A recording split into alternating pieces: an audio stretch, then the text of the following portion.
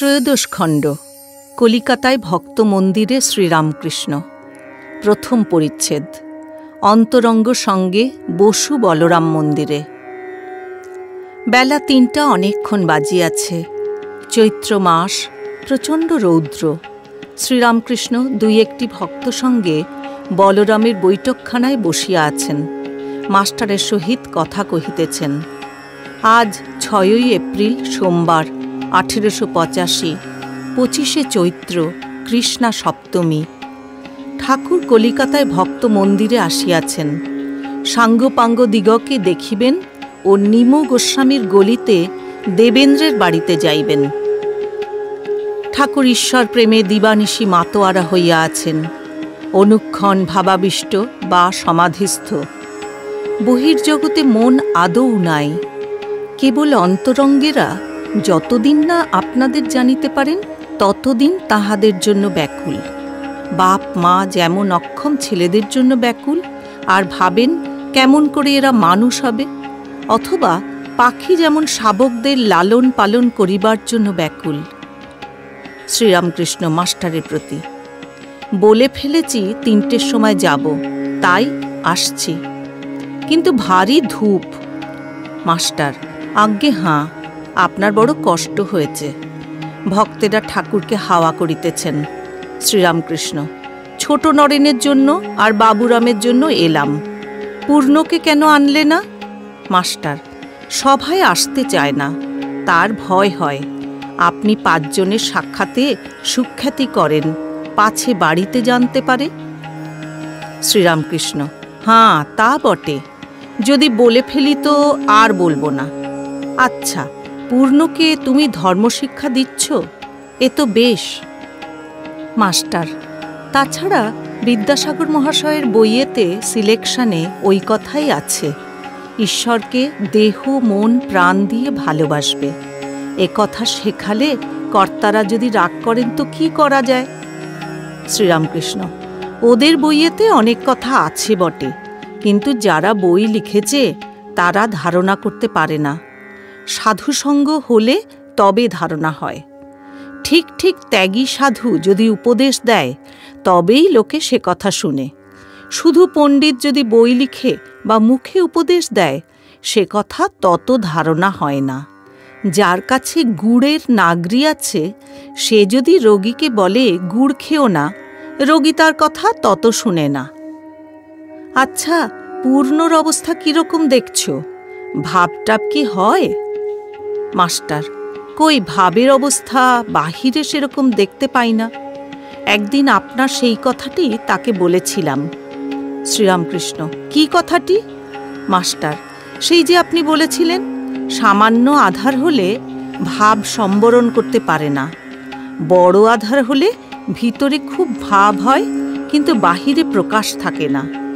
যেমন বলেছিলেন সায়ের দিঘিতে হাতি নামলে টের পাওয়া যায় না, কিন্তু ডোবাতে নামলে তোলপাড় হয়ে যায়, আর পাড়ের উপর জল উপছে পড়ে। শ্রীরামকৃষ্ণ: বাহিরে ভাব তার তো হবে না, তার আকর আলাদা, আর সব লক্ষণ ভালো, কি বলো?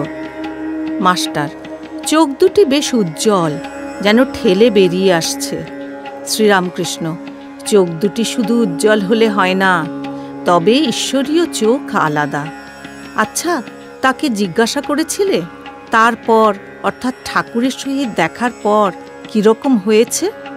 মাস্টার: আজ্ঞা হাঁ, কথা হয়েছিল।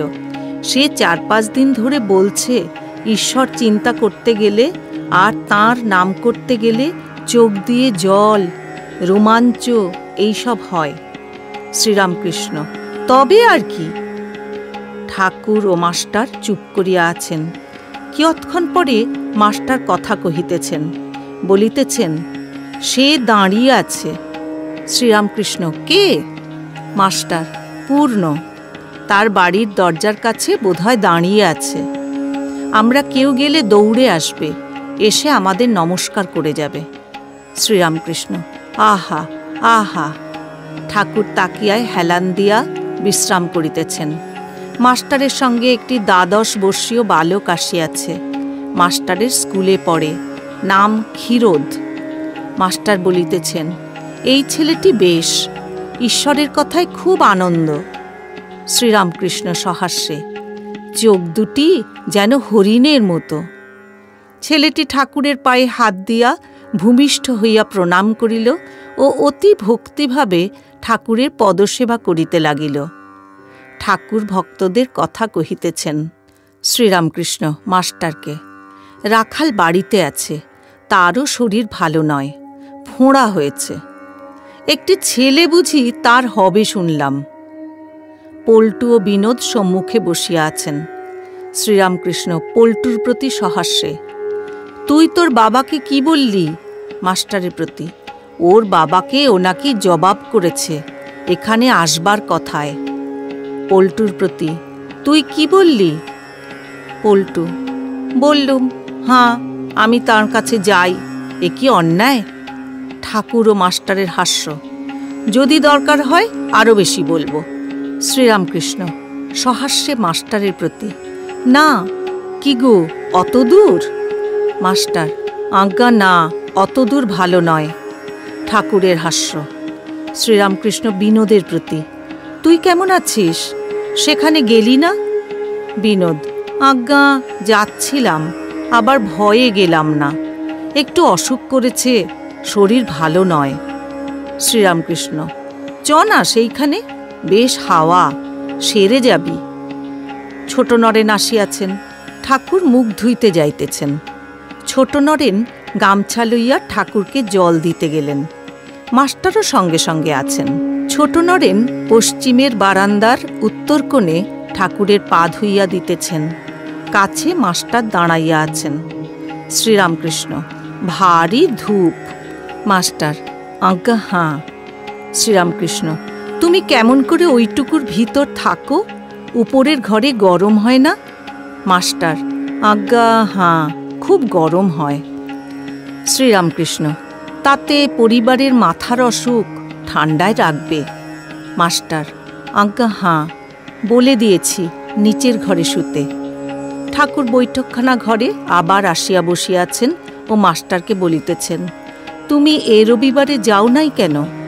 মাস্টার, আজ্ঞা বাড়িতে তো আর কেউ নাই, তাতে আবার পরিবারের মাথার ব্যারাম, কেউ দেখবার নাই। ঠাকুর গাড়ি করিয়া নিমু গোস্বামীর গলিতে দেবেন্দ্রের বাড়িতে যাইতেছেন। সঙ্গে ছোট নরেন, মাস্টার, আরও দুই একটি ভক্ত। পূর্ণর কথা কহিতেছেন, পূর্ণের জন্য ব্যাকুল হইয়া আছেন। শ্রীরামকৃষ্ণ মাস্টারের প্রতি, খুব আধার, তা না হলে ওর জন্য জপ করিয়ে নিলে, ও তো এসব কথা জানে না। মাস্টার ও ভক্তেরা অবাক হইয়া শুনিতেছেন যে ঠাকুর পূর্ণের জন্য বীজমন্ত্র জপ করিয়াছেন। শ্রীরামকৃষ্ণ, আজ তাকে আনলেই হতো, আনলে না কেন? ছোট নরেনের হাসি দেখিয়া ঠাকুর ও ভক্তেরা সকলে হাসিতেছেন। ঠাকুর আনন্দে তাহাকে দেখাইয়া মাস্টারকে বলিতেছেন, দেখো দেখো, ন্যাকা ন্যাকা হাসে, যেন কিছু জানে না, কিন্তু মনের ভিতর কিছুই নাই। তিনটেই মনে নাই, জমিন, জরু, রূপয়া। কামিনী কাঞ্চন মন থেকে একেবারে না গেলে ভগবান লাভ হয় না। ঠাকুর দেবেন্দ্রের বাড়িতে যাইতেছেন। দক্ষিণেশ্বরে দেবেন্দ্রকে একদিন বলিতেছিলেন, একদিন মনে করেছি তোমার বাড়িতে যাব। দেবেন্দ্র বলিয়াছিলেন, আমিও তাই বলবার জন্য আজ এসেছি, এই রবিবারে যেতে হবে। ঠাকুর বলিলেন, কিন্তু তোমার আয় কম, বেশি লোক বলো না, আর গাড়ি ভাড়া বড় বেশি। দেবেন্দ্র হাসিয়া বলিয়াছিলেন, তা আয় কম হলেই বা ঋণং কৃত্বা ঘৃতং পিবেত, ধার করে ঘৃত খাবে, ঘি খাওয়া চাই। ঠাকুর এই কথা শুনিয়া হাসিতে লাগিলেন। হাসি আর থামে না। কিয়ৎ পরে বাড়িতে পৌঁছিয়া বলিতেছেন, দেবেন্দ্র, আমার জন্য খাবার কিছু করো না, অমনি সামান্য, শরীর তত ভালো নয়।